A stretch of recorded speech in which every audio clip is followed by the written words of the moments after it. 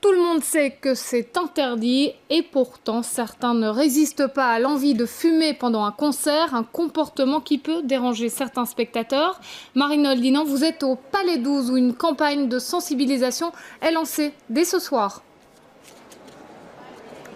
Effectivement, les jeunes derrière moi, ils attendent Nicki Minaj, la chanteuse américaine, reine du rap. Et puis, ils ont déjà un bracelet particulier. Vous allez le voir derrière moi. Montrez le bracelet. Un bracelet avec un hashtag Smoke Free Concert. C'est le lancement aujourd'hui depuis le Palais 12 de cette campagne de sensibilisation. Vous l'avez dit, à ne pas fumer dans les salles de concert. Et à l'origine, Komok Tegen Kanker, une association qui a lancé à Bruxelles cette campagne. Kurt, vous êtes le porte-parole de cette association. Il est toujours interdit de fumer dans les salles, mais aujourd'hui le comportement des fumeurs est encore réel dans les salles de concert. Tout à fait. On voit que dans les salles de concert, il y a encore beaucoup de gens qui fument.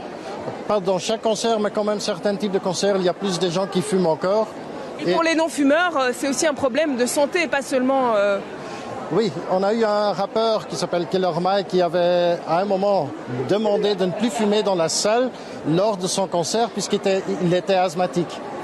Alors c'était un exemple très clair comme quoi que les gens qui ont parfois des problèmes de santé actuels, mais aussi fumer passivement, ça a une influence sur ta santé. Les crises cardiaques, cancer du poumon et tout cela.